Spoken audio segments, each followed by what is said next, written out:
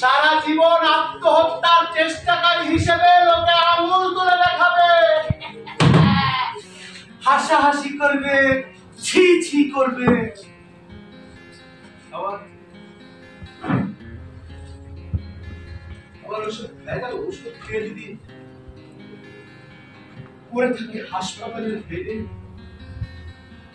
তাহলে দুশ্চিন্তা শেষ থাকবে না। কে আমাকে নিয়ে দাদা হিংসা করবে?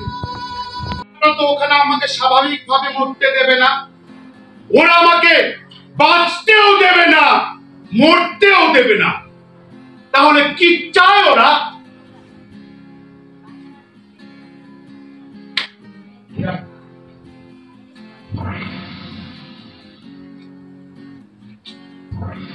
বইয়ের প্রসঙ্গে ফিরত আসে। এই বইয়ে বিশ্বখ্যাত মনীষীদের আত্মহত্যা বিষয়ে বেশ কিছু বাণী লেখা আছে। মরার আগে সেই বাণীগুলো একটু চোখ বুলিয়ে নিতে চায়।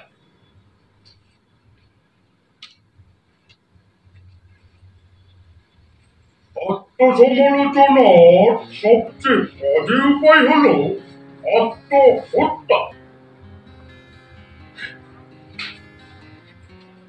প্রিয় রবার্ট হেনলে, আপনি তো বলেই খালাস, কিন্তু আমার মতো পরিস্থিতিতে পড়লে বুঝতে, বাজে হওয়া সত্ত্বেও মানুষ কেন এই পাশটি বেছে নেয়।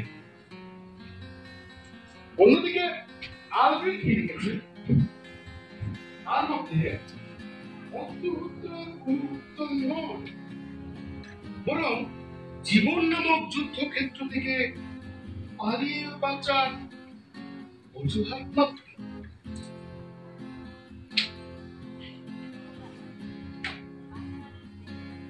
Yes. Yes, মান্যবর আপনি। আমরা সবাই আসলে বিশ্বাস করতে চাচ্ছি। জয়ী কবির যে সংলাপগুলো শেষে বলল যে আসুন আমরা মানব প্রাচীর তৈরি করি। আমার মনে হয় আসলে এখন আমাদের জন্য ওইটাই সবচেয়ে ভালো উপায়, যে মানব প্রাচীর তৈরি করে আমরা আমাদের প্রজন্মের জন্য নিজেরাই কিছু করবো। যে রবীন্দ্রনাথের সেইটা আমরা সবাই না ছেড়ে যেতে পারবো না, নিজের দেশ, নিজের পরিবার, নিজের পৃথিবী। তো আসলেই আসুন আমরা সবাই বাঁচি, আসলে আমরা সবাই বাঁচতে চাই। কামাল বাজিদ ভাই নাটকের শুরুতে বলেছিলেন, যখন বলছিলেন আমার মনে মনে একটু হাসছিলাম যে আমরা যারা থিয়েটার করি, আমরা সমাজের ভালো মানুষ, আমরা সুস্থ মানুষ। এই পরিস্থিতিতে দাঁড়িয়ে আজকে আমি একজন একাডেমিশিয়ান, থিয়েটার করেছি অনেক ছোটবেলা থেকে, মানে বাজিদ ভাই আমরা আসলে এটা আপনি যেভাবে বললেন না খুব কনফিডেন্টলি, আপনিও মনে বলতে পারেন না এখন আমাদের মতো। আমার মনে হয় আমরাও ঠিক ওইভাবে বিশ্বাস করতে পারি না। আর এই মনসুর 2020 সালে ময়মনসিংহ থেকে করোনার মাঝখানে এসে আমার বাসায় ও থিয়েটার করবে, ওকে ও নাটক করবে, ও অভিনয় করবে, মানে ওর যে ডেডিকেশন এই 4 বছর ধরে আমি দেখছি। বাজিদ ভাই এই একজন দুজন মানুষের জন্য মনে হয় থিয়েটার আছে আসলে, ঠিক আছে? আসলে আমরা এরকম ওই 100 জনের দরকার নাই, 5 জন 6 জন মিলেই হবে। God bless you. অনেক অনেক ধন্যবাদ আপনাকে ধৈর্য ধরে দেখার জন্য, আর জুয়েলকে একটা ধন্যবাদ এরকম একটা বিষয়ে আনার জন্য। তবে নাটকটা এমন যে কন্টেম্পোরারি বিষয়ে অনেক কিছু আনা যায়। তারপরে 1 বছর আগে বিষয়টা রাখা হয়েছে, এটার একটা ভালো দিক আছে। আমি 1 বছর আগে অনেক কিছু প্রাসঙ্গিক। হ্যাঁ, ধন্যবাদ রিবন খন্দকারকে।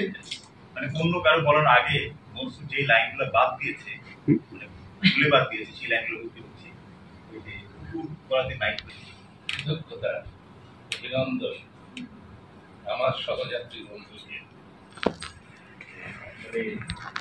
এই জন্য সহযাত্রী বলছি যে প্রথমত আমি জানি অত্যন্ত ডেডিকেটেড একজন শক্তিশালী নাটকের মানুষ, তার নাটকের বাইরেও কাজ করতে গিয়ে জাতীয় বিপদ শক্তি ময়মনসিংহে 3বার। আমার মনে হচ্ছে এই যুবক হচ্ছে মানে অন্ধকারের মধ্যে আলো জ্বালানোর এক শক্তি। বাহ, আমি তাকে অসংখ্য সমর্থন জানিয়েছি যখন বলেছি, কিন্তু 4 বছরে নানান কারণে হয়তো মনসুর সেভাবে সময় দিয়ে নাটকটিকে তার মনের মতো করে পূর্ণাঙ্গ রূপ দিতে পারেনি, তবুও প্রতিটা মুহূর্ত ভালো লেগেছে। অর্থাৎ আমি বলতে চাই এই নাটক যদি মনসুর আরো মনোযোগী হয় তাহলে আমার ধারণা একটা বিপ্লব ঘটে যাবে। অত্যন্ত তথ্যবহুল বাস্তব ভিত্তিক বহু ঘটনার সমন্বয় ঘটিয়েছেন এই নাটকে, যেগুলো মানুষের অন্তরে প্রতিনিয়ত অনুরণ সৃষ্টি করে, ব্যথা জায়গায় ক্ষোভ সৃষ্টি করে, তার সব কিছু নাটকটাকে সুন্দর। এবং একক অভিনেতা আসলেই যে বিষয় সেটি নিজে যেমন একটি অভিনয় দিয়ে শুরু করেছিলাম 18 সালে, তখন খুব ভয়াবহ তা থাকে অভিনেতার চিন্তার ভিতরে। যে এখন যে নাট্যকার বললেন না হয়েছে সংলাপ, আমি জানি এখন থাকতো না, সবটা প্রাসঙ্গিক ছিল বলে বলেছে, প্রাসঙ্গিক ছিল বলে বলেছে। আমি বলছি যে অভিনেতা এমন একটা জায়গায় চলে যায়, আমি মঞ্চ অভিনয়টি শেষ, মনসুরের মধ্যে নেই, তাই না? একটি সংলাপ এখন মনসুর বলতে পারবে না। আবার যখন মঞ্চে অভিনয় করবার এটা প্রায় 15 বছরের পরে এটা ঘটবে।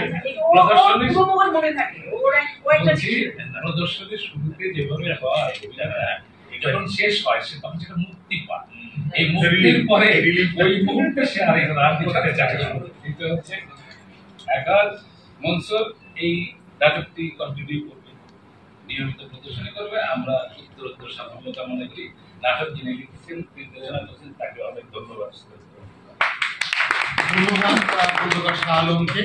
এবার ওই থিয়েটার অনসাম্বলের আজীবন সদস্য সাবেক সচিব মুস্তাকিম বিল্লাহ ফারুকী সাহেবকে কিছু বলবার জন্য শনি বলে। Thank you. আমি হঠাৎ করে আসা মনসুর আমাকে আহ্বান জানানো পছন্দ হয়েছে।